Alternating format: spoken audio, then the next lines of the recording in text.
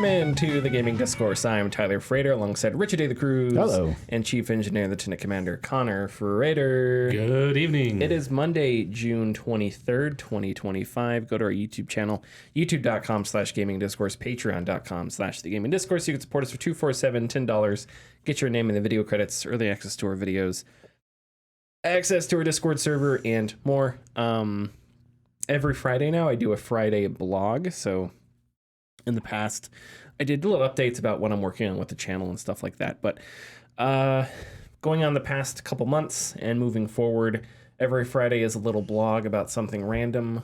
So this past Friday, I wrote a little bit about Splinter Cell Blacklist, some of which may appear in the video that I'm working on right now. If you follow us on Patreon, you know what day I am aiming to publish that puppy. But that's not for a while. I'm taking my time with it. But yeah, so been playing Splinter Cell Blacklist, and yeah, follow us on Patreon to get updates. Every now and then there's a free update. So even if you follow us on the free tier, every now and then you'll get you get some scraps thrown to you. Yeah, you'll get some scraps. I'm kidding. I'm sorry. Let them eat bread. Give them a little, or let them have cake, whatever. Okay, so I've been playing games. You've been playing games. We've all been playing games. I hope so. Connor, why don't you go first with the games you've I been wanted to playing? start with, I've been playing more Phasmophobia. Okay. And I've done some solo hunts. And I gotta say, it's really frustrated when I lose internet services. I get kicked out of a single player mission. Oh, there's no like offline option? Apparently, well, no, I don't know. Like, because on PS5, when I am in the middle of a mission, sometimes the game will just start stuttering, and then I'll get booted to the main menu. It's like, oh, you lost connection to online services. Weird. Yeah, it is extremely frustrating. That is frustrating. If that happens a lot, I would just turn off the Wi-Fi. It only happens when I play single player. Oh, that sounds like a bug of some kind. Yeah. Did you Google it? No, not yet, because I haven't done that many single player missions. Okay. So it's not huge, but it's consistent. When I do it, I can expect it to happen at least once. Oh, okay. That sucks. I'm sorry. Yeah. Is Phasmo still fun? Yeah. Okay. What's anything new about it? But just that it's a frustrating experience when you get kicked out of a single player game because online services have been suspended or interrupted. So weird. Yeah. I think that's something I can agree on regarding like modern day gaming. Is like if there is a single player mode, it should have no bearing on online whatsoever, unless you like switch an option for people to join your game just out of nowhere. Yeah. Oof. But other than that, I have been playing Date Everything. Nice. Yes. A very lighthearted game filled to the brim with voice actors that are killing it so far. That's awesome. The name of the game tells you what you do. There you have a pair of sunglasses that allow you to see the Gajinka form of objects in your house, and you can date them. It's a horny version of They Live or whatever. The John. Oh yeah, pretty much. That is a perfect way of putting it. That's funny. Okay, cool. Yeah. Cool. Well, tell me more. Tell us more. Well, you should definitely talk to your bed in game. Betty is amazing. I've seen her. Yes. It is funny because they make her like sultry and very like, come back to me, like come back to bed. We can just hang out. Like, and the jokes there, like, yeah, you've been sleeping with her for years. Nice. Okay. But yeah, the character designs, they do a good job of incorporating what they are. Like your front door, Dorian. You can see like he has like one of his on the end of one of his sleeves is like a pad for like a security system. He has a doorknob on there. He has like keys around his neck for like a necktie. Just little subtle things like the streaks in his beard are reminiscent of like wood grain. Oh, okay. Fun. So just small little details like that make these characters really stand out of what they are normal. But yeah, fun so far. That's all I'm going to say about it. It's super horny. Play it. Nice. Sounds like it's a Baldur's Gate 3 almost. but with everything. I decided to jump back into the to Final Fantasy VII Rebirth. Okay. Because last year I tried to play it and I wasn't feeling like video games last year. So basically I started not all over again, but continue where I left off, and I'm really enjoying it so far. Now I'm at a point where I can actually enjoy the game. And as somebody who played the original, it's very funny to keep playing and kind of have these like, oh, I remember. Okay, yes, I remember what happens here. And I appreciate that they've done enough in the remake. I'm just going to call it Rebirth. I know it's called Rebirth, but I'm just going to say remake. I appreciate what they've done in the remake to kind of remix where people show up and the situations they get in. Yuffie is a good example. Yuffie is a character in Final Fantasy VII who wasn't a part of like the main crew story-wise. Technically a side character, like you just can get her, but she has no bearing on the story whatsoever. Well, now, because 20 years later, people like her, they now have to integrate her into the story and have her have some sort of reason for being there. And so now she shows up way earlier in the game and causes kind of some havoc to be taken into the crew, which I do think is interesting. I know there was a lot of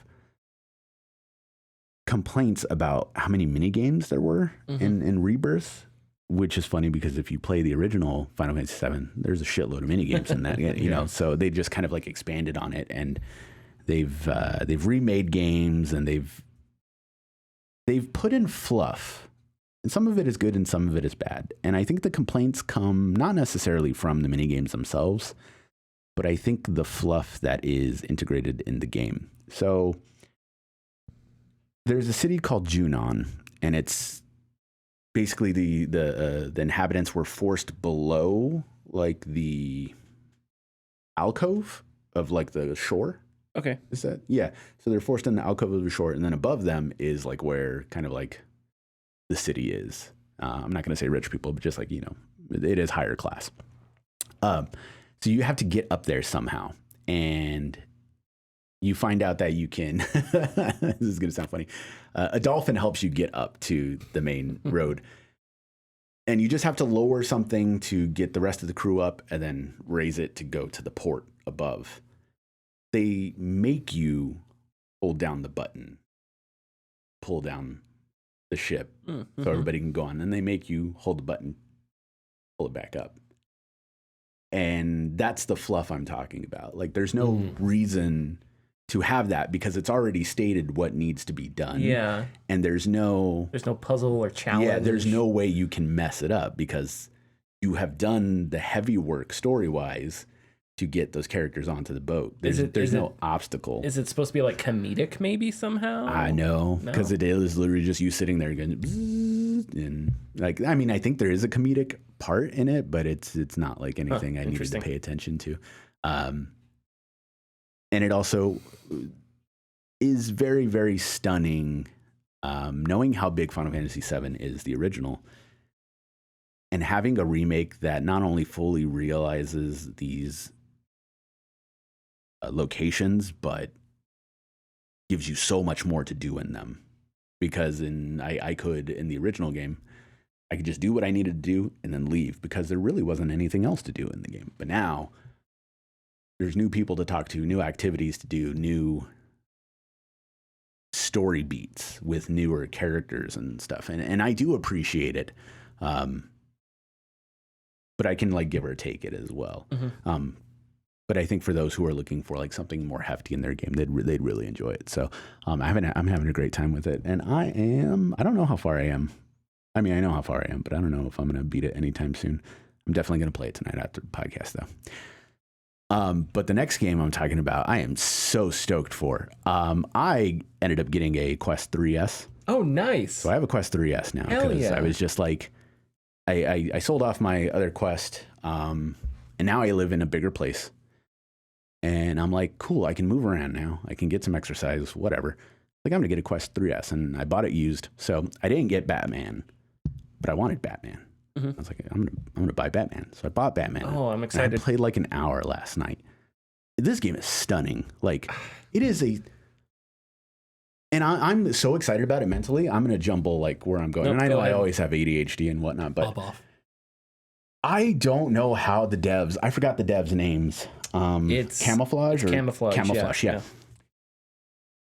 They 1-to-1 Batman Arkham series into VR, and I have no idea how they did it. Like, this takes place before the 4 Arkham games.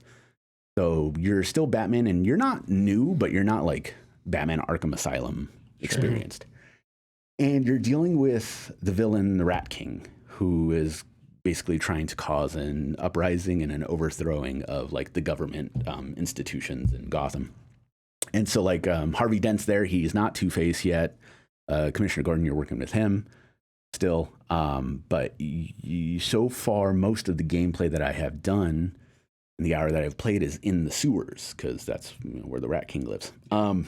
Naturally. Yeah, naturally. So I'm going to try to like explain everything piece by piece that like I know in the original Arkham games that have been translated here. So one of the first things they make you do is like, obviously you climb a ladder. So, yeah, I'm climbing a ladder. But if you're far enough from it, you could just look at it and then press the A button and go straight to it. I'm like, okay, I mean, that's cool. You zip line to it or whatever? Yes, you zip line to it. Awesome. I'm like, all right, that feels cool. And are you gotta comfortable, have gadgets. like Yes. motion sickness wise? Yeah, I'm very comfortable with VR Yeah. personally. Okay. Ladders do get weird sometimes, very rarely, but like if I like kind of go down too fast or whatnot, I'll be like, ooh, Yeah. I'll be fine.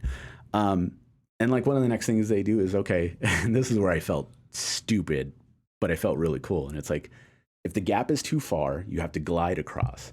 So they make you like pull both triggers and do that. Oh, nice. And you just glide. And it's like, Cool. okay, like, all right, that's dumb, but that's cool. So as you're going, they go, okay, so if you go to your chest and press the button, you pull out a batarang. Wherever you look, you throw it, just hits it. All right. And then there's the buttons everywhere, and you're like, ooh. Nice. The buttons. It's cool. And then they'll open areas, and then you and go to it. It's 3D Metroidvania, because that's what like the Arkham City game or the Arkham games were. Yeah. Arkham Asylum especially.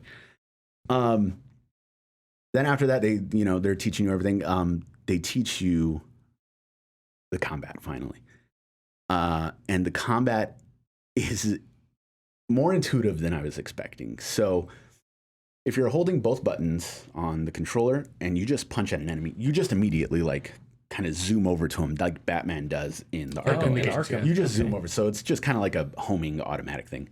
So if you punch him once, he ends up getting circular points on him that you have to boom, like hit. And then like at the end of the combo, there will be like arrows across his face, and you have to like uppercut, and you'll uppercut him. And he'll go down for a little bit, but they come back up in the Arkham City games. If you're fighting two guys, like if one's coming to you, you'll get like a flash with like a punch, and you can just go like that, and you immediately counter him, like Oh, go to wow. counter, and then you Okay. can continue the combo there. The combos continue effortlessly, like and once again, I'm stunned at how they do it. And sometimes they threw it in. They didn't like specific. I don't remember them specifically teaching me, but they just threw it in, and I just knew what to do. But like he would have a point that said 4 on it, and it's like, oh, 1, 2, 3, 4. Like I had to do like multiples. Oh, okay. I was like, okay, that's cool. And they began to once again just throw more stuff in, and there was a point where I was comboing a guy, and then he lifted up, and there was 2 points to him. So I did that, and I jumped up as Batman. And there were another 2 points on him, and I hit down, and you knock him down and like finish the combo. Just like the Arkham. Just like the Arkham Yeah, games. Yes. awesome. And it's just like that worked. Like just in my head, like this worked, and it feels good. And I don't have my VR legs in the sense that when I play VR games, I still unfortunately stay stationary. I don't move around. I don't like turn like I should. I'm always turning my head, and then I'll turn on the game. That's the same I do, yeah. I began to, because of how the combat is, I began to force myself to just turn your body. Like, just tell myself, turn your body when you work, because then it would feel better. When I started to do that, it felt better as well, just slightly. It wasn't. You gotta like think of yourself as Michael Keaton, have to do the full body turtle look. Yeah, exactly. So like, okay, so I'm like, oh my god, this feels good, and so I started to play more. And the Rat King seems interesting so far. He's very. You played the city games. Yes. Yeah. I don't remember. So Hugo Strange, the doctor, and he's always talking to you, and it's very slow drawl, kind of southern-y. Not really, but but he's always talking to you through the intercom and stuff. Rat King is the same way. Like he has TVs that are talking to you, and it's like the red oscilloscope, like okay, like nice. as he's like giving you the recordings and stuff like that. He seems interesting so far, but as you're going through, you get to a part where it's just like, okay, I need to figure out a way into that room, and it's like use detective mode. If you hold your hand here and press the button, you turn on detective mode. It goes, phew, and you see the lines, you see everything from Arkham City, and I'm like. And if you're like, there's a part where you're in one of the police rooms. Turn it on, and it's like there's like a phone number or something. You can scan it, and it like logs it to your information and stuff. I'm like, okay, this like all right, that's awesome. There's a part where you like an enemy will be behind a barrier, push through, and you go through, and you can do another combo. Eventually, they teach you that you can get behind people, crouch people, and get behind, or crouch and then get behind people.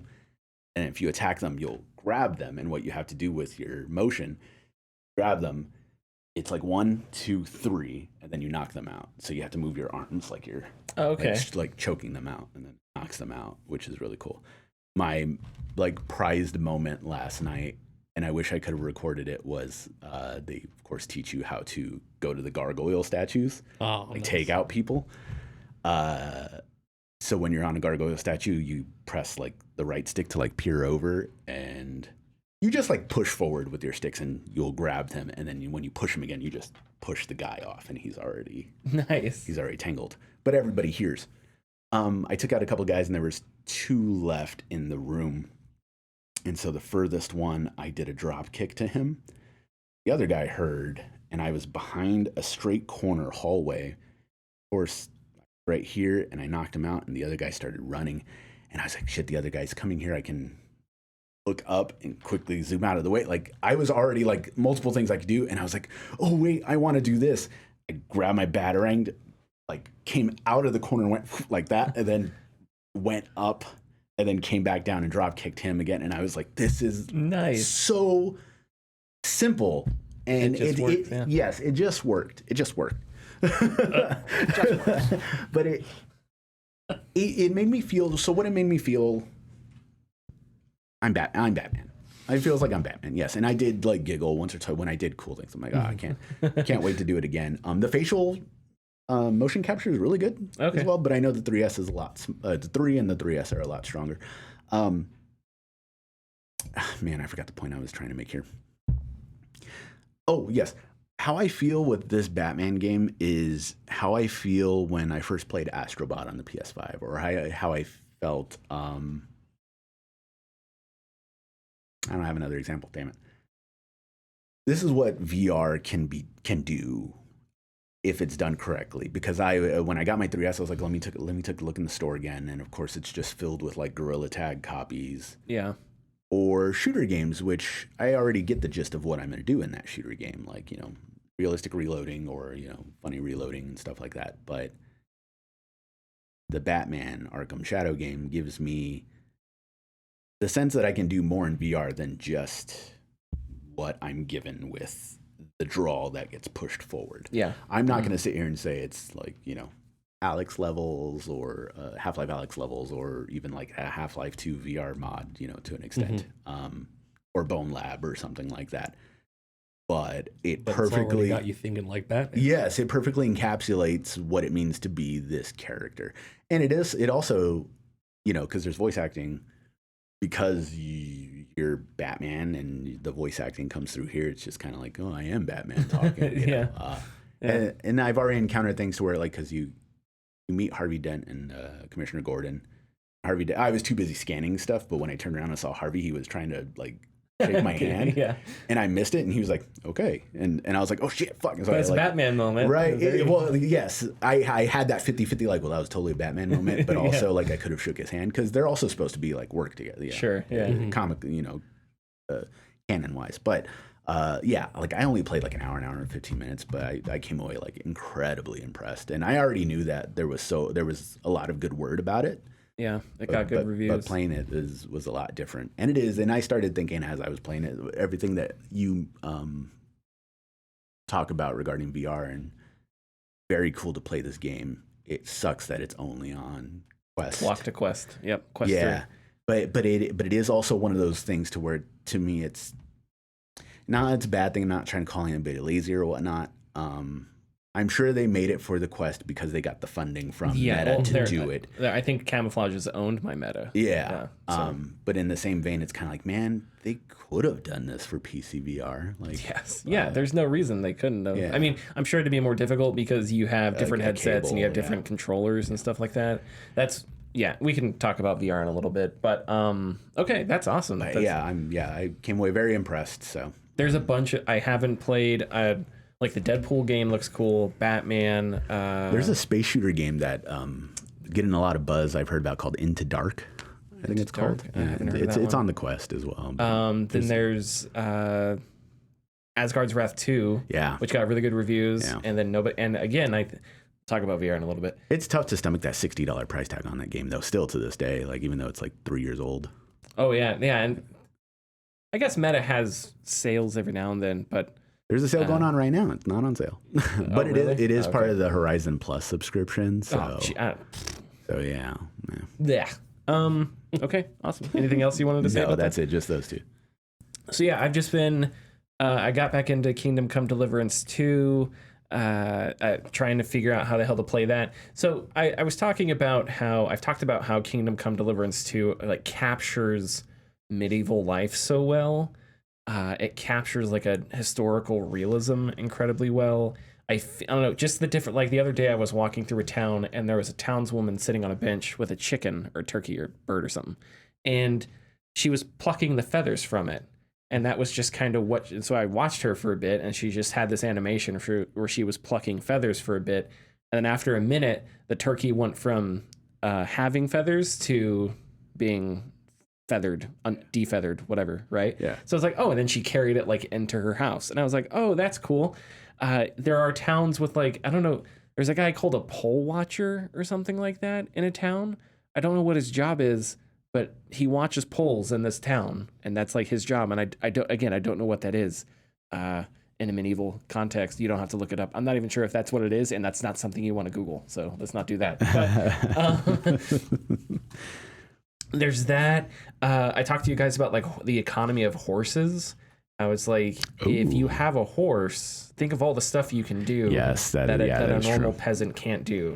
Because to go to the next town, that's a 5-minute walk. There may be bandits.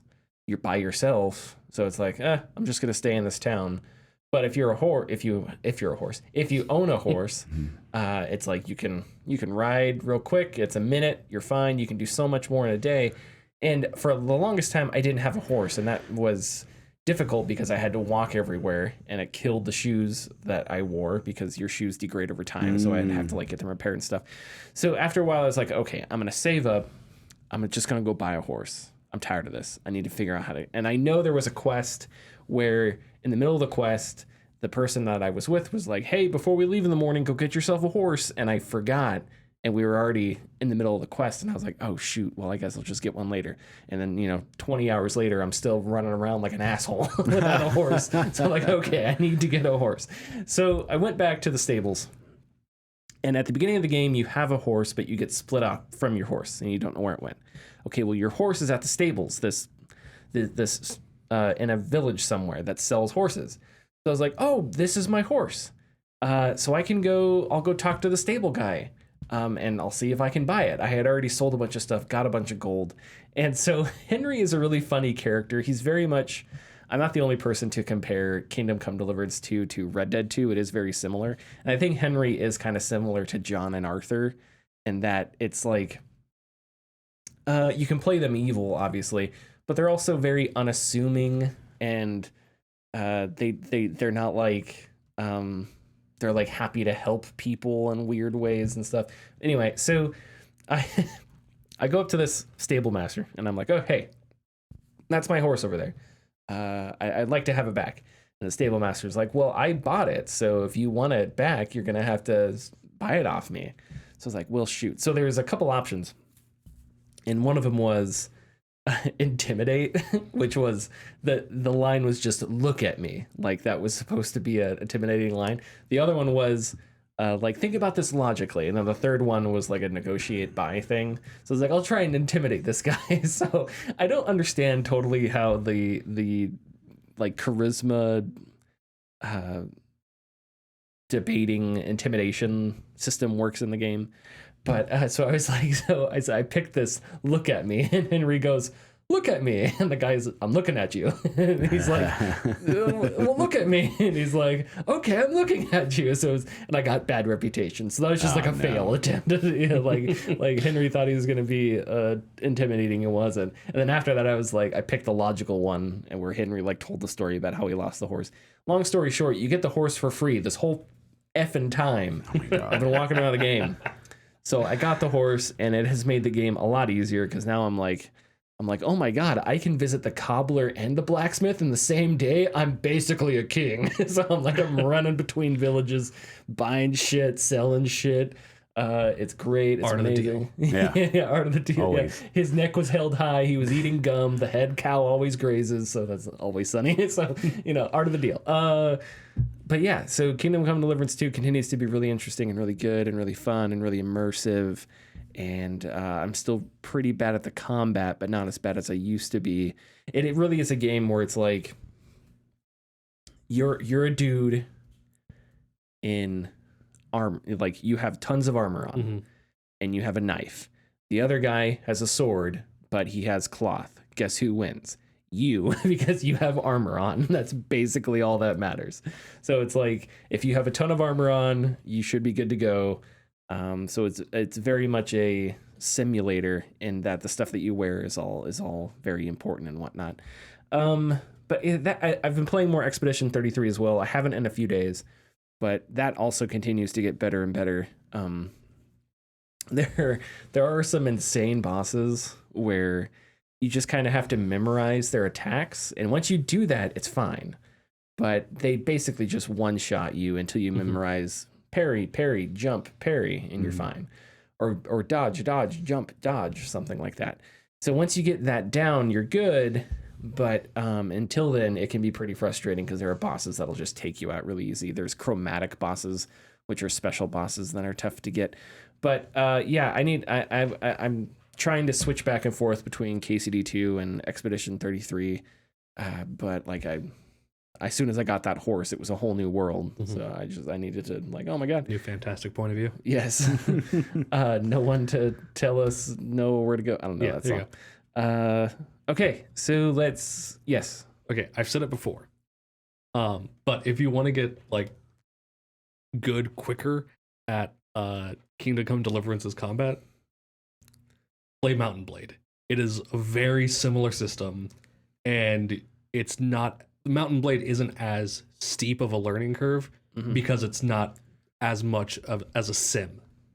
Oh, okay. So you'll be able to learn that system of directional blocking, directional attacks. The thing that's nice about Kingdom Come Deliverance is so enemies hold their swords like in a specific direction, and to match it, you just have to press dodge for a second, and Henry will automatically hold the sword from the direction that the enemy is going to attack you from. Now the problem with that is if you're holding your block, and so say the enemy is holding the weapon to their right, so Henry's holding it to his left, right? Yeah. But if you attack, it's going to be blocked because that's where the enemy's weapon is. So you have to switch to a different side to attack, right? But of course, if you do that, then you're open to the side that... and it doesn't always work. Enemies will parry you. It definitely feels like there are some enemies that are just better at fighting. There are some bandits that just suck. And then there's some enemies that are better. So and it's an RPG. So maybe there are enemies with different stats that are just better at fighting or whatever. I don't know. But I have learned for sure that if you have armor on, That's like one of the number one things is you got armor, you're good. Unless Kind of the point of armor to protect the wearer. Yeah, so I'm really looking forward to it. I'm doing a lot of the side quests right now. I haven't gotten very far at all into the main quest. But I'm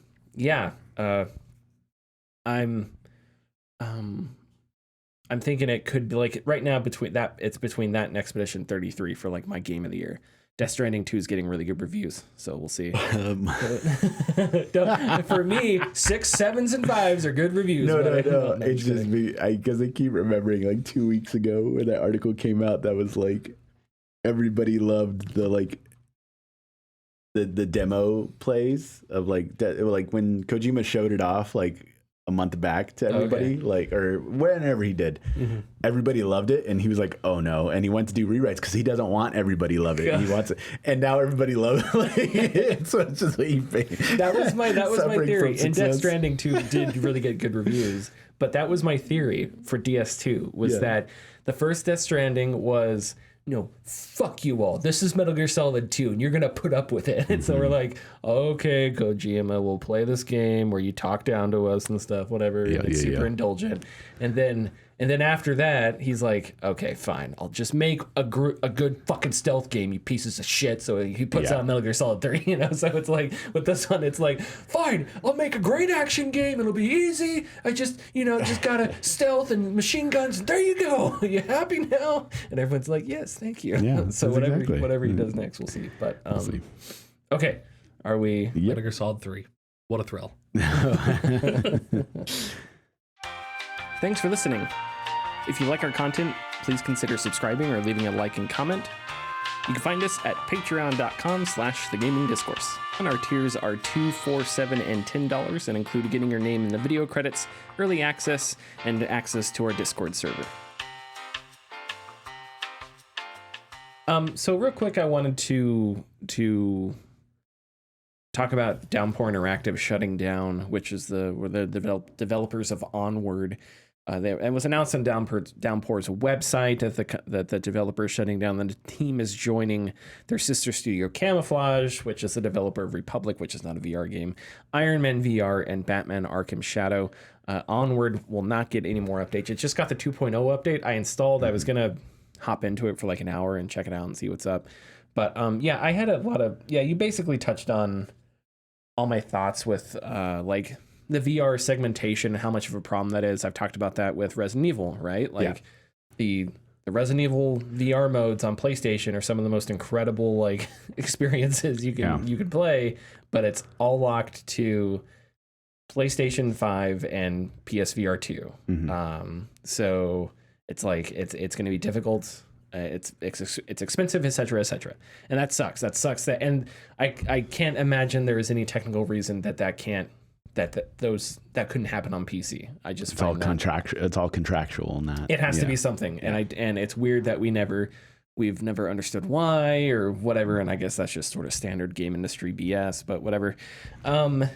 With Onward, I did want to sort of talk, because I think Onward is another one of those games where people don't realize how good it was. It changed for the Quest. There was some graphical downgrades. The audience got a lot bigger, so a lot of people complained about when it had like a steady user base during like the year 2017, 2018, 2019 when I was playing it a lot. I played a crap ton of Onward, and it had a pretty dedicated user base, and that user base was a lot of like people that played Mill Sims or Counter-Strike, because that's kind of basically what Onward was. It was a Mill Sim / Counter-Strike type game.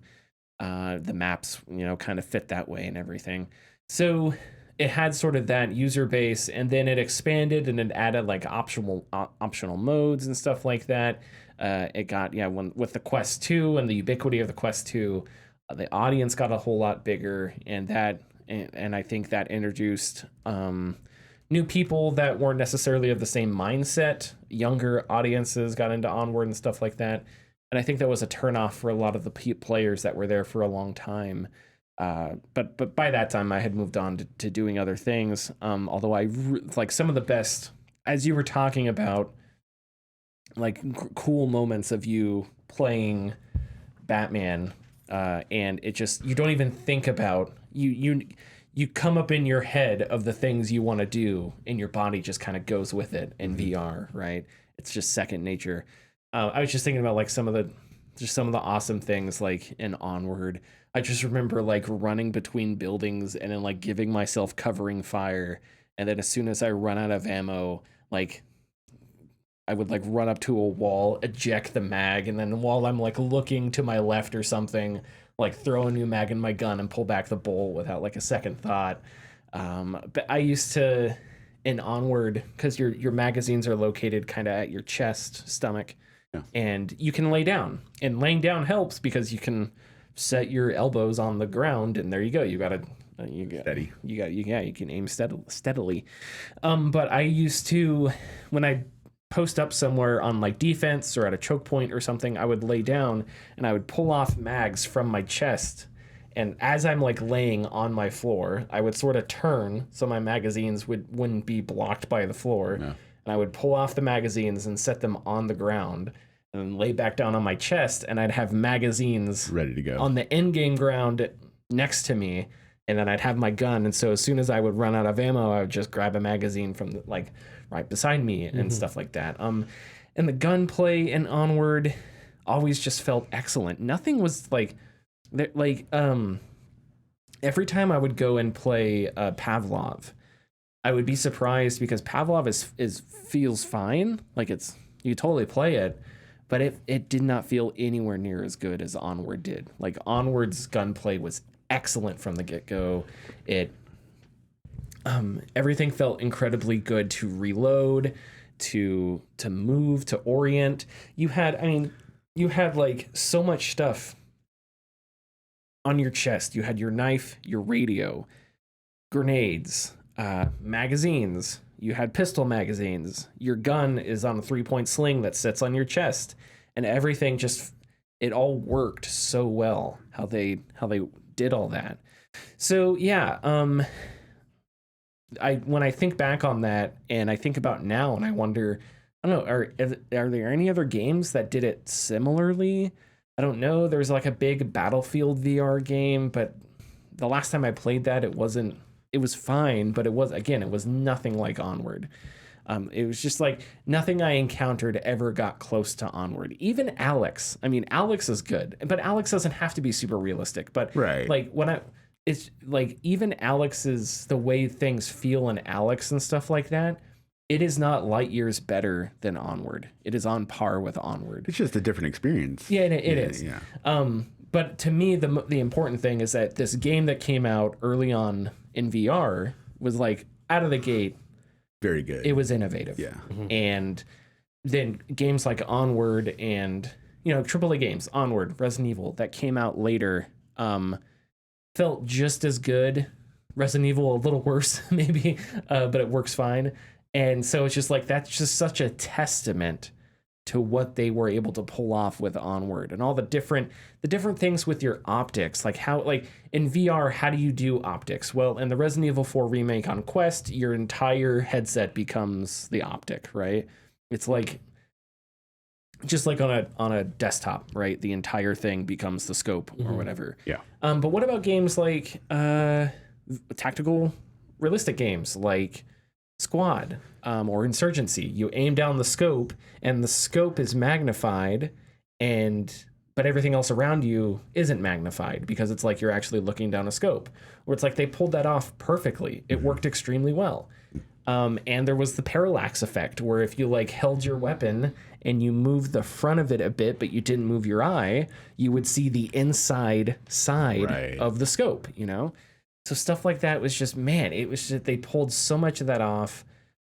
Grenades always felt really like, again, like tossing. I've played a lot of VR games where it's like I try to throw an object and it just doesn't always feel great. And that's fine sometimes because you don't have to throw an object in games. But like in Onward, it was like, it was good enough where I could grab a flash grenade, pull the pin, throw it into a door, and and it would go off fine. So, I kind of wanted to take a moment to talk about that with Onward, and say, it sucks that they're shutting down. Yeah. And I guess we'll see where they're going to go from there. What Camouflage will do next. I don't think Meta's had a positive impact on VR.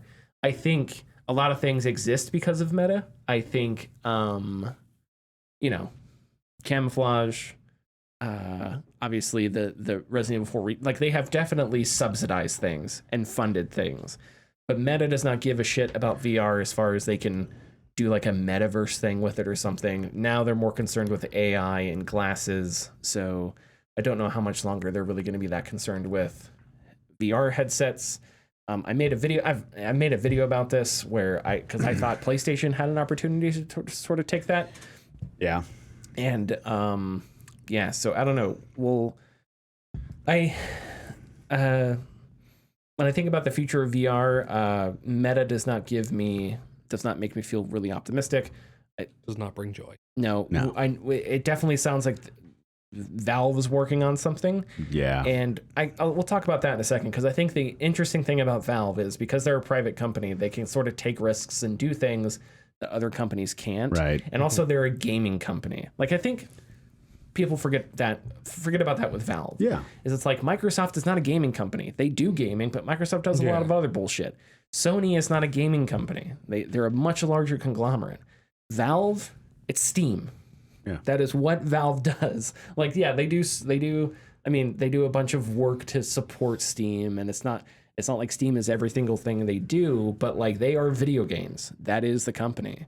And I think they've fostered like a better product than anyone else in the digital internet age. Yeah. Facebook has gotten worse. All social media has gotten worse. PlayStation, Xbox, I don't know. We can talk about this forever. But anyway, so Downpour Interactive, love ya. Hope all's well. Hopefully the people that moved on to Camouflage, hopefully they put something awesome together, and hopefully it's not locked to the Quest 3. Yeah. Because fuck Mark Zuckerberg, fuck Meta, and let's get some more PC VR games out there. Okay, do you guys have anything you wanted to say about that? No, I just wanted to say about the Sony not changing the VR landscape and wanting to, like it's all about optics, especially when it comes to Meta. Unfortunately, we have somebody who's running Meta who is a coward. Not just that, but he's my God, I'll keep saying things. I know you would. I know you will. But no, it's he wants to control like the space that he has created, sure. which is human retention, which is like the Facebook thing, which is now Meta, obviously. But I don't know how much damage it would do to the Meta brand if they did release Resident Evil 4 VR on Steam. And I know we've used examples like this, but it's just how easy is it to be like, Resident Evil 4 and now on Steam, but you can play wirelessly on the Meta Quest. Yeah. It's if anything, it would. There's a supplementation. Like something is better than nothing, in my opinion. So if you are getting money from something that you put in, it's better than not getting anything at all. It's better than the well drying up. Yeah, sure. If that makes sense. Yes, you're correct. Yeah. Unfortunately, I think what Meta would respond is, well, if Batman Arkham doesn't make a profit, that's fine because our VR sector just burns cash anyway, and we make a shit ton of money on ads. So their business does not rely on video games making a profit. Exactly. Their business is just this like fun toy that they can, fuck around with, and it doesn't matter. And that sucks. But yeah, like again, I don't know. I don't want Meta's brand to improve because they're not a good brand, and I think they're a harmful company. But like, yeah, like if games launched on Steam and as they launched, the splash screens were, Capcom and Meta Studios or whatever, right? Like, yeah. I think there's an opportunity there, but whatever. Onward, love ya. And onward and upward. And I'm gonna play a little bit in the next few days because I have installed. Marathon is delayed. This was announced on Bungie's website. Marathon will no longer release on September 23rd. The new release date will be announced in the fall. For now, Bungie says it's going to focus on 3 main areas: upping the survival game, doubling down on the Marathon universe, and adding more social experiences. We didn't cover this in June, but we didn't cover this, but earlier in June, PlayStation reiterated its commitment to live service gaming during a fireside chat. I wanted to read something that CEO Herman Holst said. Quote, "We remain very committed to creating a diverse and resilient live service portfolio. We have MLB The Show, Destiny 2, and Helldivers 2. All these are really good examples of the type of titles that we're looking to develop. These titles have already established an enduring set of player experiences and communities. We are continuing to invest in new live services, with Helldivers 2 providing such a great example of the level of success we can achieve if we get everything right." Holst also said that Concord was insufficiently differentiated to be able to resonate with players, which I think is true, but not the full story. But anyway, okay. Do you guys have any, like, I don't know if we've talked about with you about Marathon's troubles? Yet. No. I think you may have been, like, the absent, week that they did yeah. their big reveal. Mm-hmm. You may have been absent. So what do you think about Marathon? I didn't. We are at the point now in gaming, because we've been doing this live service thing since 2016, 17. And we are at the point now to where I am aware of Marathon, and I am aware of its, like, original merits back in the late 90s. With its original game, or early mid 90s or whatever. However, when it was announced, it was Marathon's coming back. Cool. Live service. My brain shut off because it's, you know, I say series, but there was only ever one game. It is something that I do not originally know as something that would be a multiplayer game. It is a single player, like, story game, and being turned into a live service game just was completely unattractive to me. But after the Concord incident, it's tough to not put a game like Marathon under the microscope without, like, harsh criticism. And on top of that, knowing the information we know now, particularly with Jim Ryan and his extensive position to push live service gaming with Marathon, Concord, Fair Games. I mean, they bought Bungie under his reign. Yeah, to a lesser extent, The Last of Us, you know, which I think could have been. I think Last of Us would have been successful, whether or not it was good. Yeah, if that makes unfortunately. But I know what was the report? There was, like, at least 10 more games. At one point, they had 10 games planned. Yeah. And that has been whittled away to, I don't know, a handful, maybe. Well, it's this and Fair Games are the only ones we know about. I don't think they counted.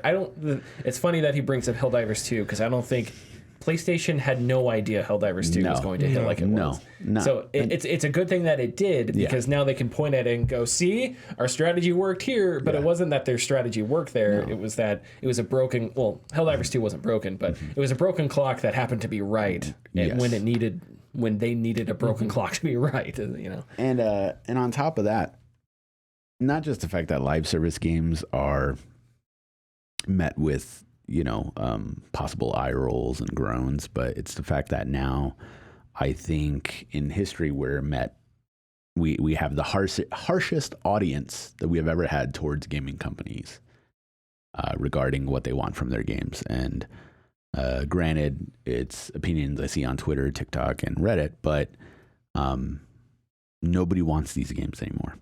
Nobody wants to spend all of their time anymore on, you know, free games or games that don't amount to anything. We do want better, more refined experiences, like Expedition 33, like what was that one that was successful earlier this year? I don't know. Anyways, my brain's all over the place. I'm not sure. I haven't been here in a month, but anyways, there's other experiences that people want, and they want more refined experiences so they can move on to something else. Yeah. Rather than being trapped into a cycle that lasts forever. Yeah. I would agree. I think so that the counter, because fundamentally I agree with you, and I think this conversation is about what do you want out of video games, right? Because I'm not against like live service as an idea. I'm against it, its ubiquity, and I'm against some of the monetization schemes, and I'm against some of the, I think, what are predatory monetization schemes. I'm against the kind of business it foments. I don't know if that's the correct context to use that word, but I'm going to use it anyway. And the kind of things that it, Herman Holst had this paragraph in this thing where he just talked about all these key performance indicators, trying to figure out with Marathon's alpha, like trying to figure out how good the game is. And it's so dry and it's so data driven. Mm-hmm. I'm not the only person to point this out, but it was just like, it doesn't make me excited.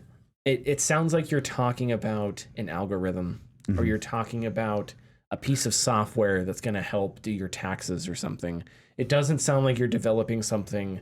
I don't know. And I understand that's part of the business that it's not that, getting community feedback is bad. It's just sometimes the front facing thing being all the KPIs and all the data, that just sounds so passionless. It doesn't sound like it sounds like you're doing it for the KPIs and not because you had this really good idea, which I think is why they're doing Marathon this way.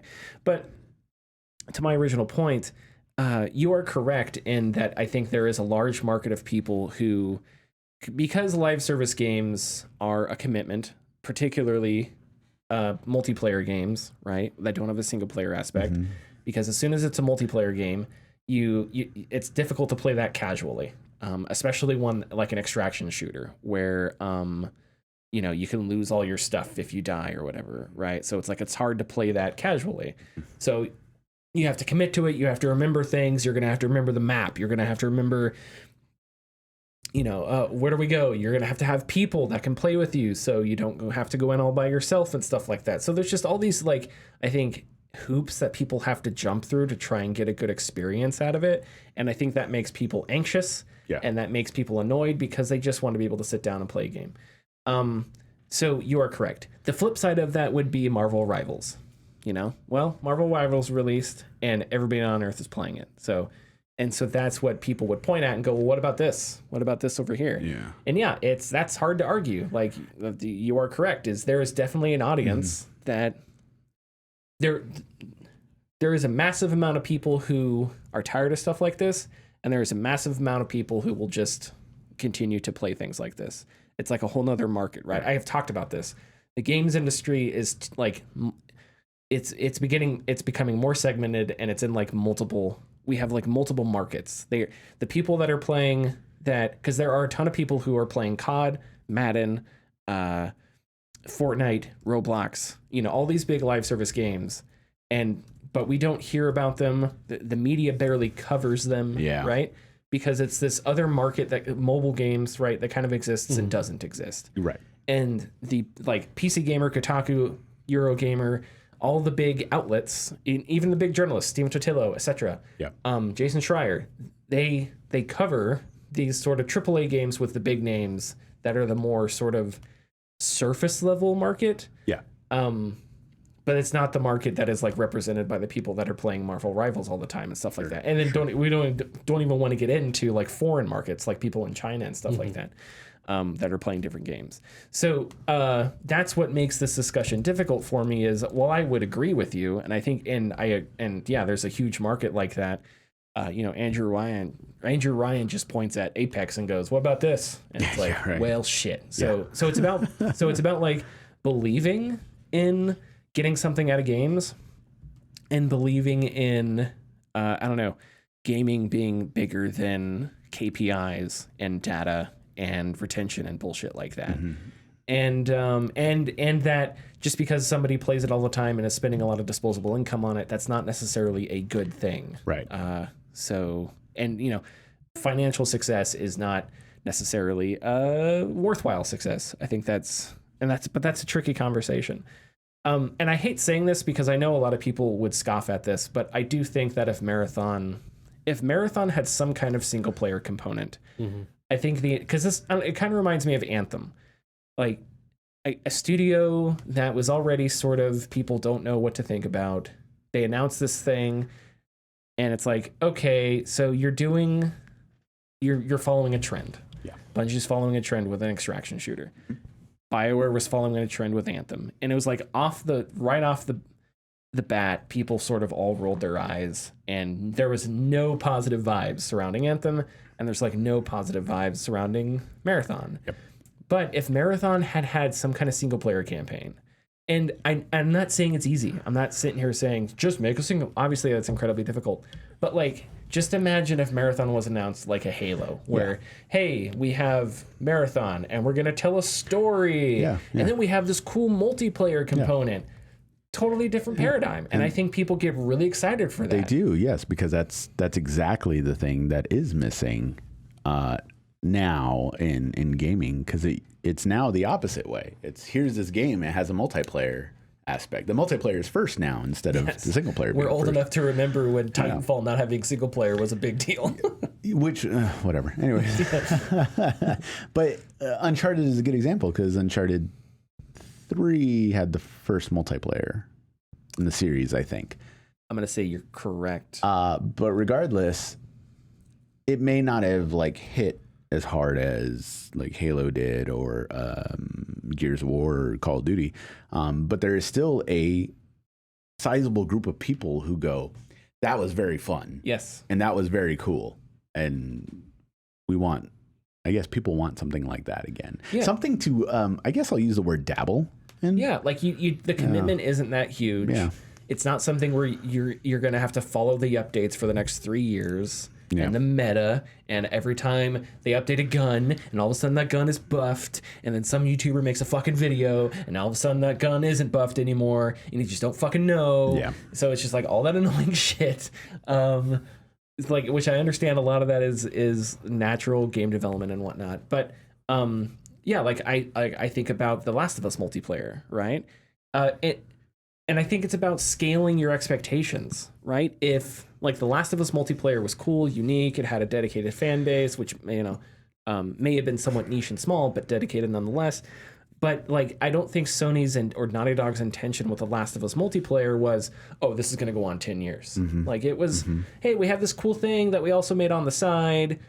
You may call it tacked on. I wouldn't call it that, but it's like, it's this cool little thing, and we're going to support it a couple years, and then after that, we're going to move on. Yeah. And I think, I don't know, partially it's because we've gotten into this idea that games like can't end. And part of the reason for that is people deciding if it's worth their time.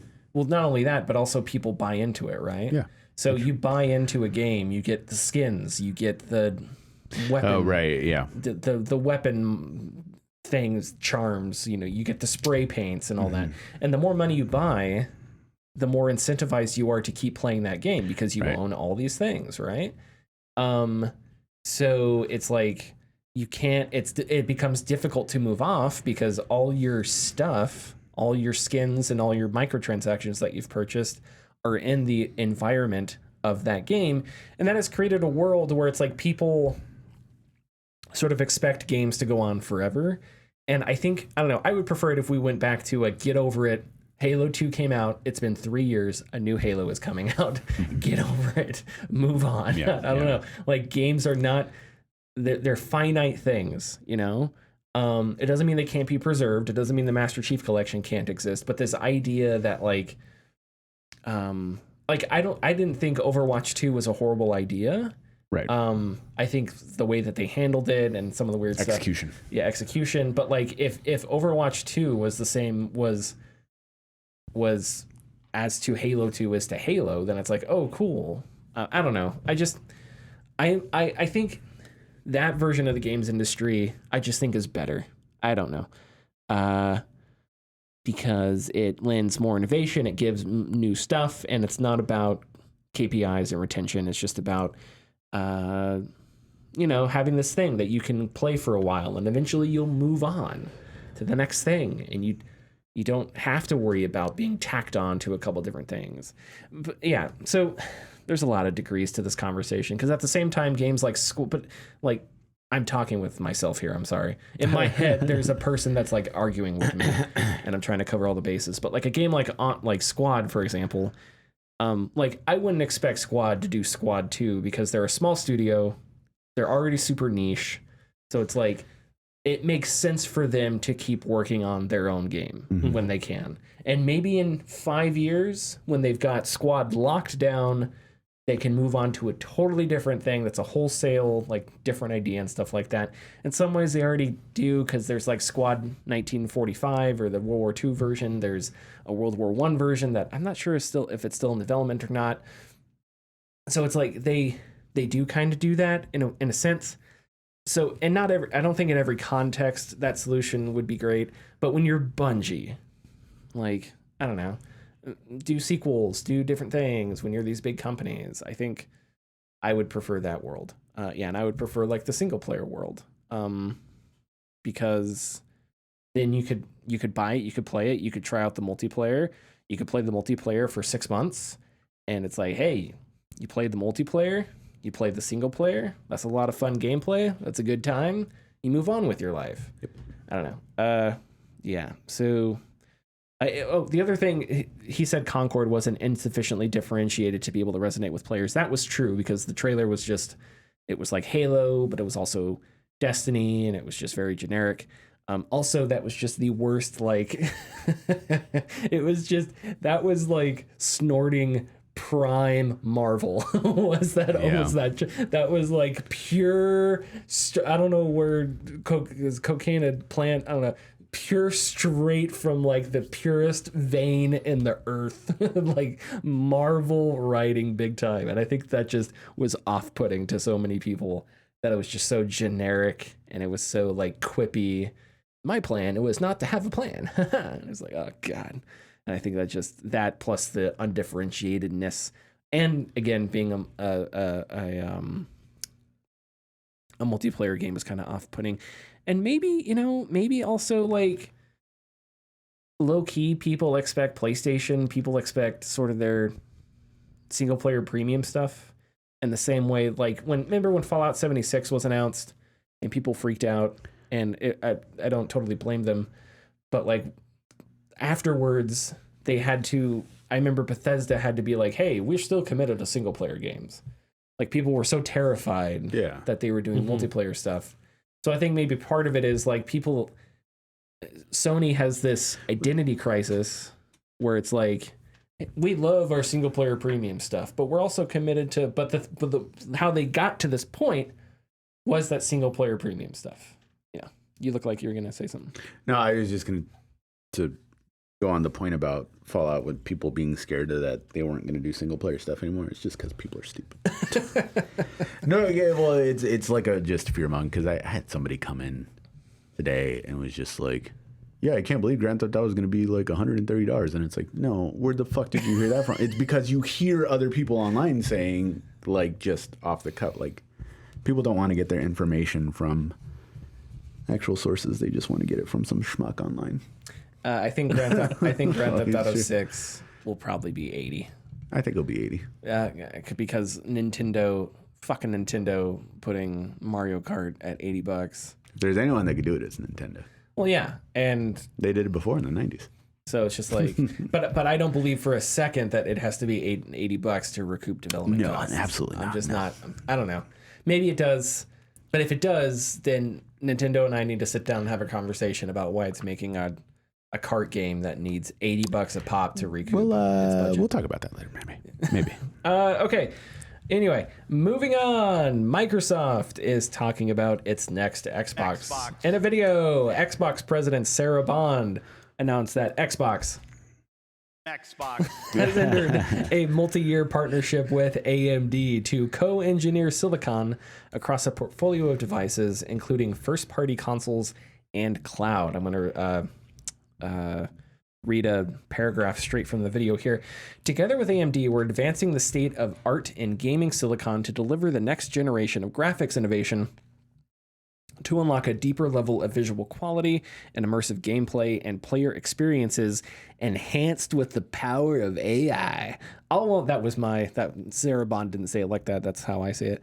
All while maintaining compatibility with your existing library of Xbox games. This is all about building a gaming platform that's always with you, so you can play the games you want across devices, anywhere you want, anytime. I wrote that twice. This is horrible. Delivering you an Xbox experience not locked to a single store or tied to a single device. Okay, so not new, but kind of new, because now it definitely feels like Xbox's next Xbox is going to be something that is split between multiple devices somehow. Instead of you having your tentpole device Right. with your peripheral devices, it's going to be like when new trucks, it's like every year there's a new series of the Ford F series. That's what it's going to be. And now that makes sense why Xbox called it the series, maybe. But well, S and X are like not good names. So it's like, I think that's what this sounds like, is when they announce their next Xbox, when they unveil it, it's gonna be like, here's the console, here's this, and the new paradigm is not the console plus these things. The new paradigm is all these things. You know. What do you think? What do you guys think? I think if it's anybody who's going to go all digital first, it's Microsoft. And that's just thought I had, as you repeated everything that they were saying, because the quote of having your library, your gaming platform that's always with you, so you can play the games you want across all devices. Yeah. This day and age, like, that's not feasibly doable with physical discs. Not only because those discs aren't being made anymore, but it's just how many people now have created their PC with a disk drive in it. So we're six. Yeah. So we're like, you are going to, because I've heard another report that's saying that they want to make it backwards compatible with like everything. It's like, okay, well, if you're going to make it backwards compatible with all your Xbox games, original Xbox games, where are you going to get those original Xbox games? Because they're on disc. How are you going to, it's going to be emulation. So that's what Tom Warren speculated, and I think that's got to be the only answer. Yeah, then that has to be the answer regarding that, because whatever they build, if it has to work with all of these devices all at once, it has to either be streaming through the cloud or digital only, and that's it. Yeah. There's no other way to do it. As far and that as requires Starlink. We need Starlink. I'm kidding.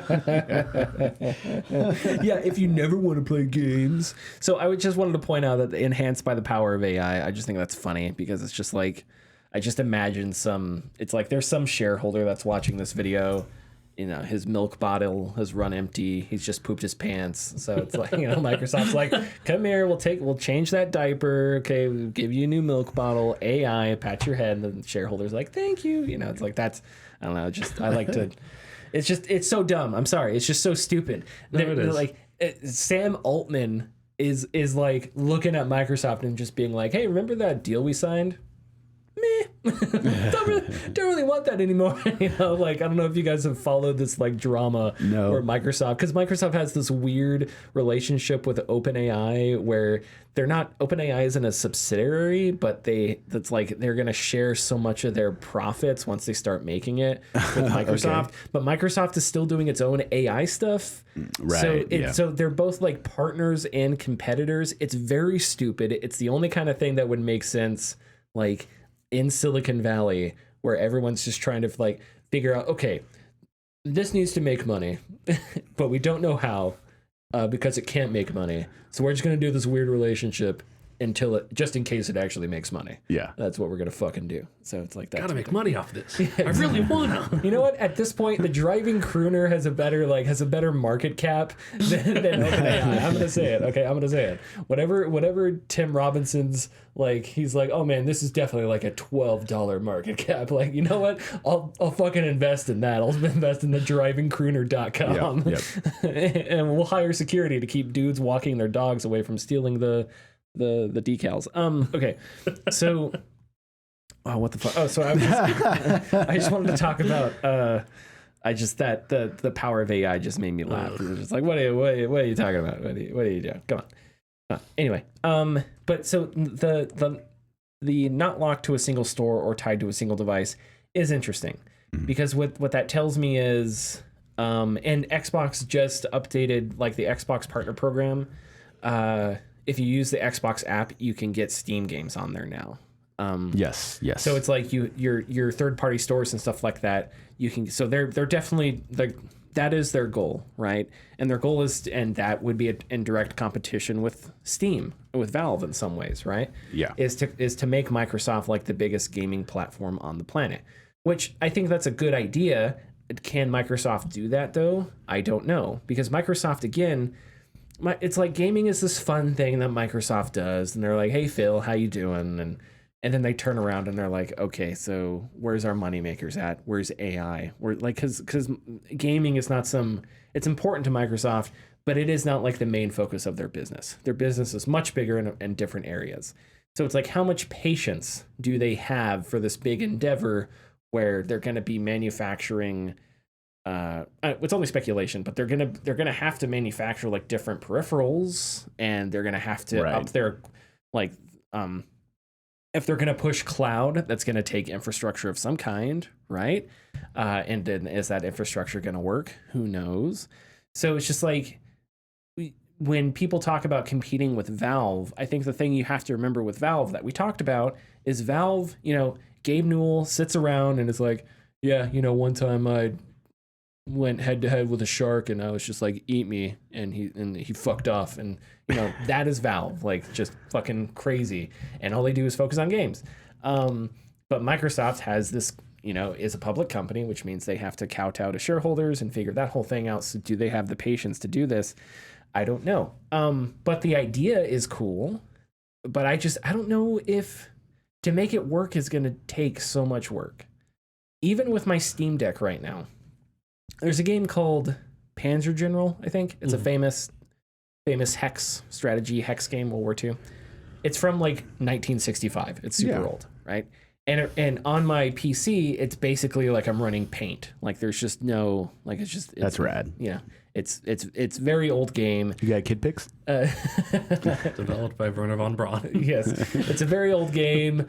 It's not demanding at all, right? So it's super. The point I'm making here is it's just an old game that's super easy to run, but it doesn't work all that well on the Steam Deck. It slows down.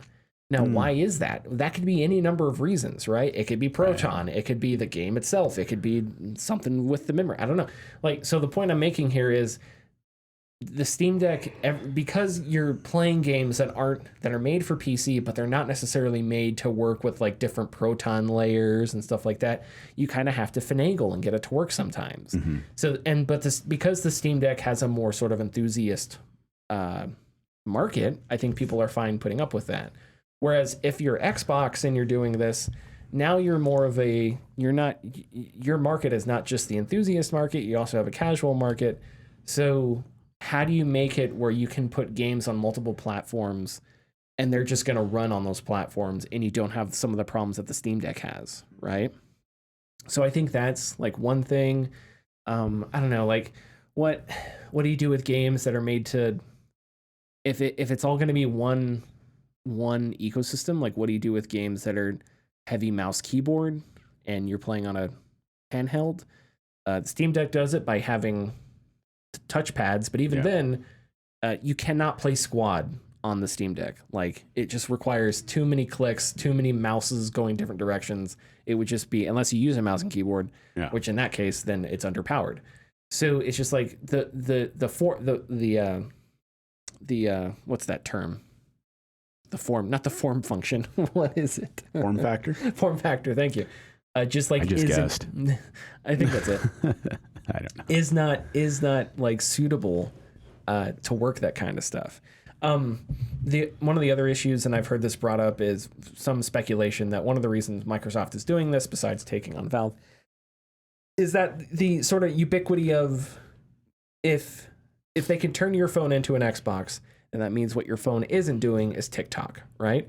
And when you hear executives talk about this, especially like Strauss-Zelnick, who says it all the time, he'll say things like, hey, there's 24 hours in a day. People have this many free time hours, and, they have Netflix, they have TikTok, they have this and that, and we have to compete with all those other things. So like in Strauss-Zelnick's mind, they aren't just competing with other video game publishers, they're competing with these other forms of entertainment itself. Right.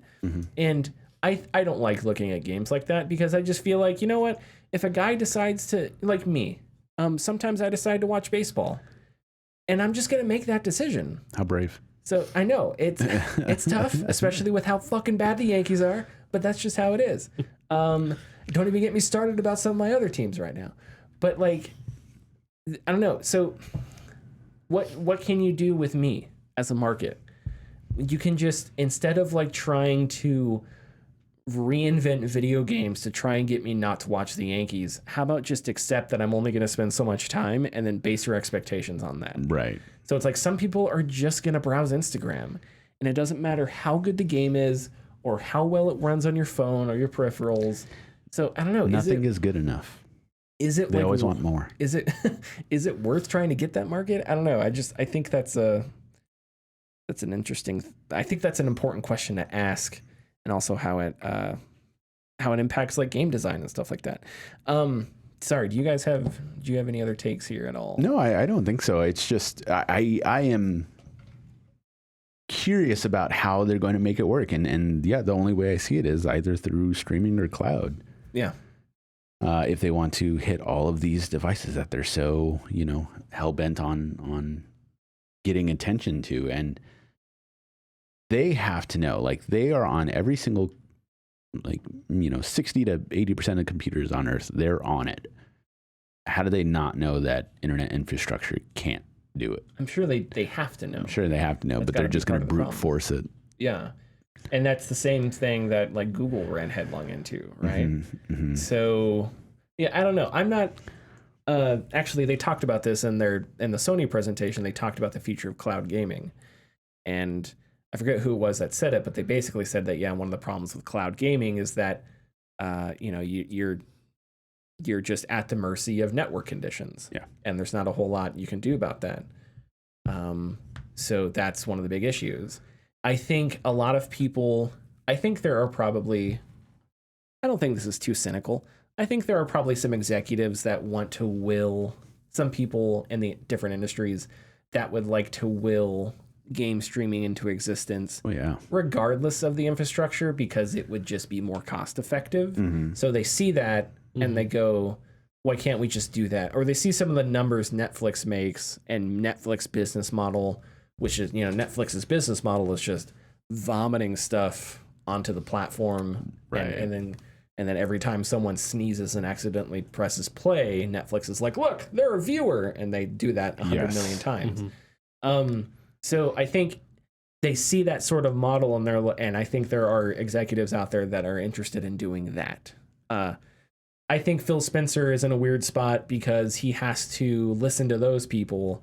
I do think Phil Spencer is a guy that actually cares about games as well. So he's kind of in this world where he's a company man who, wears sick blazers and actually plays games, and he kind of has to navigate that. I don't know, but and where is your guys's like interest in cloud gaming? Because mine is zero.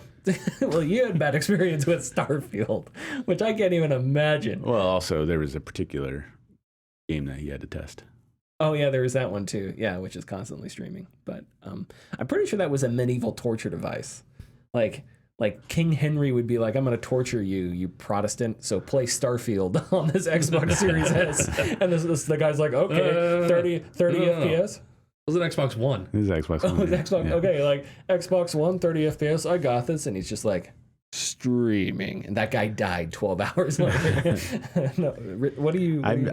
I've only tried it a handful of times, but every single time, although it worked fine for me, it was like, this is not the way I want to play it. Yeah. And I don't think that was the old man saying like, this isn't how my games, but it's just like, it was, they position it as a, like, just start it up and go. Seamless. And it's like, well, no, it's not. Like, it's not start it up and go. Like, I have to, like, when you start an Xbox game streaming, if you haven't, it's just like that, like, animation of like the rocket ship, and it's like loading your game, waiting for this to happen, doing this, and then it just like, I still have to sit there and wait. And with as fast as like, M2 hard drives are now, like I can load up Forza Horizon 5 just as fast as I can, through the cloud, and so it's just.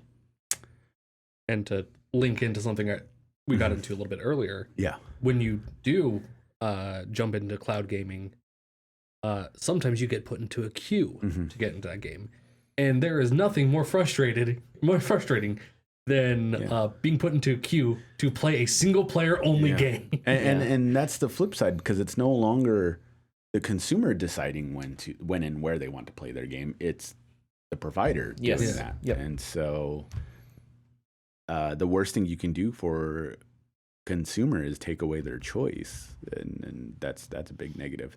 And I think there's also I'm really big on perception from humans, because I interact with them every goddamn day. But like, there's this weird.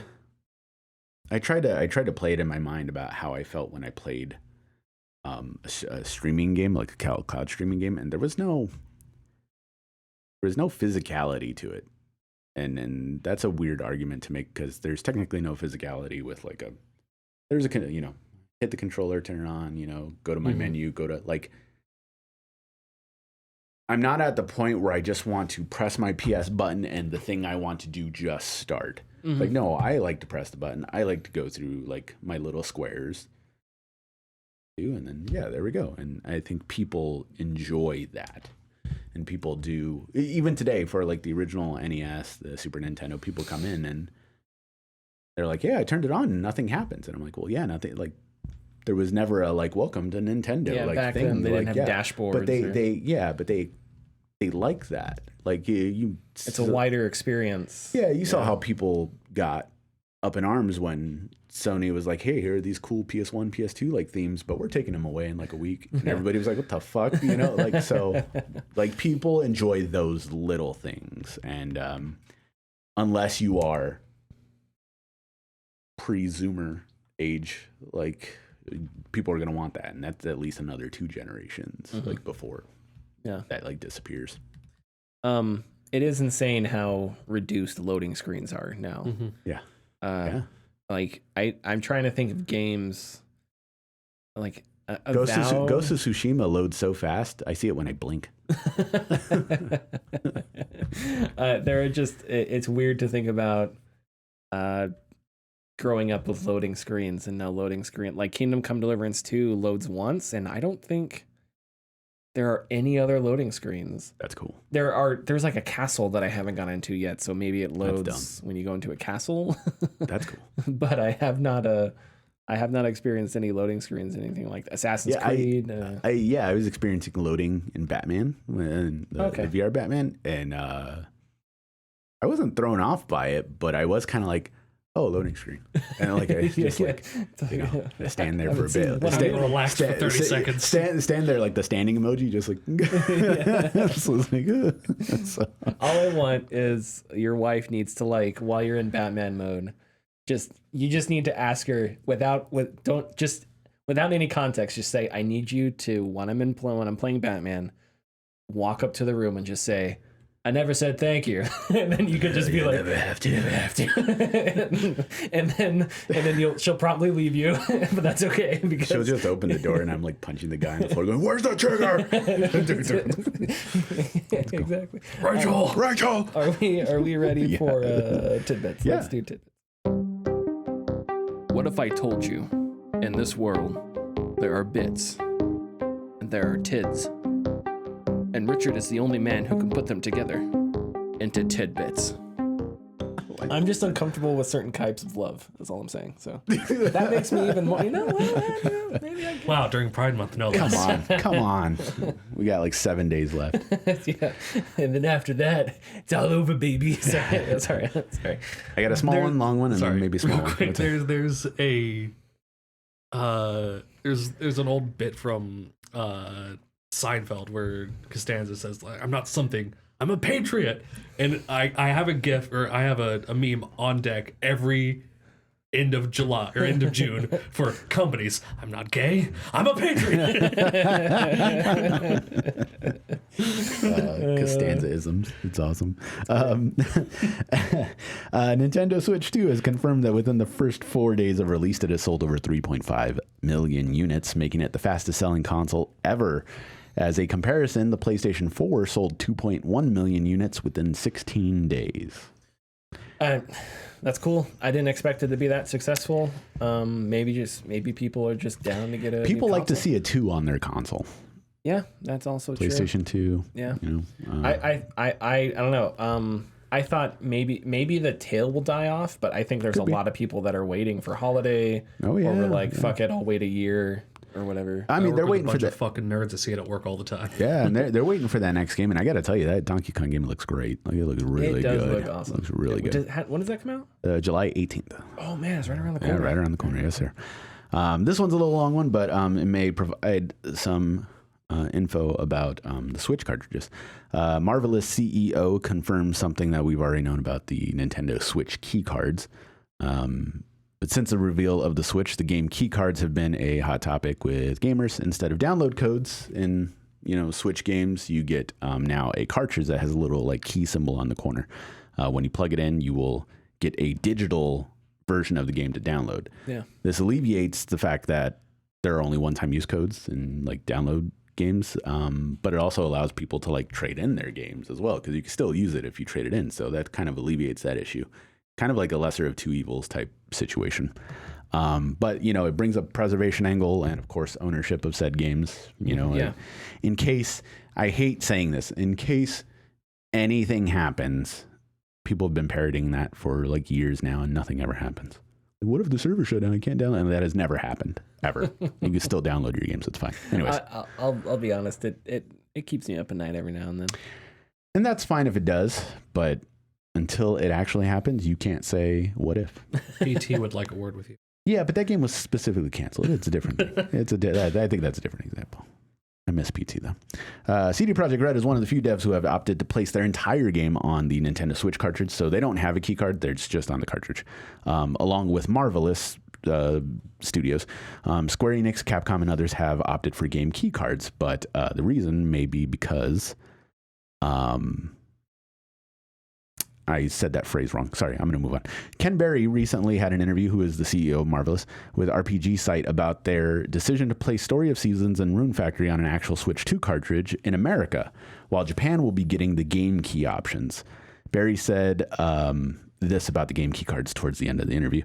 If our initial lineup sells well and we can make a clear association with its success being tied to being a ROM offering on the cartridge instead of the game key cards, that will greatly help our cause in the future, but it still may not make financial sense on a smaller release that may have a price point under $50, such as an indie title being offered physically for $39.99 or less. I'm assuming that's manufacturing costs is what he's getting to? Yes, and I'll kind of elaborate a little more on this next part. Since the release of the Switch, we have learned, allegedly, this is being parroted by a lot of big people, that Nintendo is only providing 64 gigabyte versions of their Switch card. Okay. Whereas the Switch, they allowed multiple different sizes, which insiders have said is incredibly expensive for developers to put their games on. Daniel Ahmad, who analyzes the gaming landscape in Asia, replied to the information that was given here, stating that if you're using a 64 gigabyte cart, you're essentially forced to price your game above $60. Yeah. Because of how expensive it is to put it on the cartridge. And I assume a lot of those like Story of Seasons, I am going to assume they're not very big games. No, they're small little like farming, cute little farming sims. They're not 60 gigs. No, they're definitely not. You're buying a cartridge that you don't need. Yeah. So you're losing money on a physical game sale. Right. So what I was alluding to earlier with Square Enix, Capcom, and others, like Square Enix released Bravely Default. That was a 3DS game that fit on a 3DS cart. If the size is a little bit bigger due to HD assets and stuff, I doubt that game should be, it should be cheaper, which it is. I think it's like $39.99 or $49, but it's on a game key card instead of the cart, because if they were to put it on the cart, they would have to price it at 60 or above. So that's the like kind of push and pull there, it seems like, which sucks. Man, But I don't like that at all. I don't either, and it's kind of like reminiscent of the Nintendo 64 days, because that's why like Nintendo 64 was that's cartridges were like $70 to $100 back in the mid 90s because of the manufacturing costs of cartridges. Yeah, and that's why like on 64 everybody jump shipped PlayStation because they had discs, and they're like, this is way cheaper. So yeah.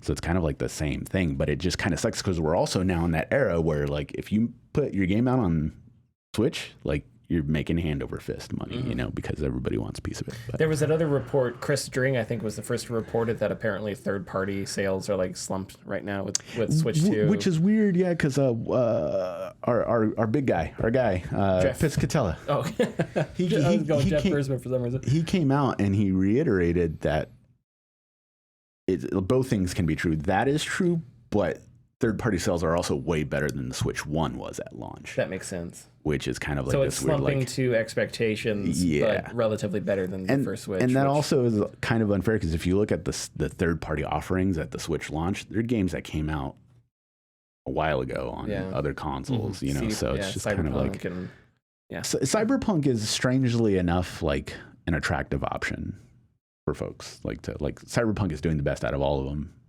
but that game is like all on cartridge and reportedly runs incredibly well on the Switch too. So I think it's attractive to most people. Anyways, moving on to the last tidbit. The GameStop CEO, Ryan Cohen, has stated that the company's future isn't in video games.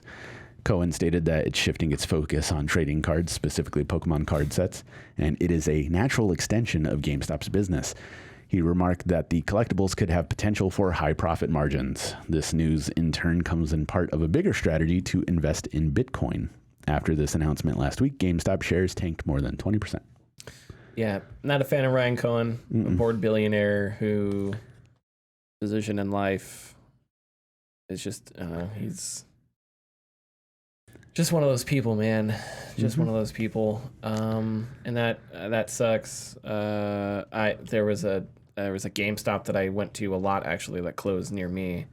And so there's only like a couple open around this area. Yeah, now, there's not too many. Yeah. which sucks. Because I don't know, there's also not very many, like, I would, like, if I want to use game, I go to you guys first to try and support local businesses. Thanks. And also you guys literally have, like, I was at Bookman's the other day and I was just like, holy shit. I know Bookman's does a lot of stuff. Yeah. But at the same time, I was like, you guys have such a better like collection of stuff. I was like, again, you guys are games, but even with that said, like, anyway, yeah, I was just that kind of. I do love. I still, maybe this is me being an old man, but I love walking into. You know, I found a physical copy of Gris.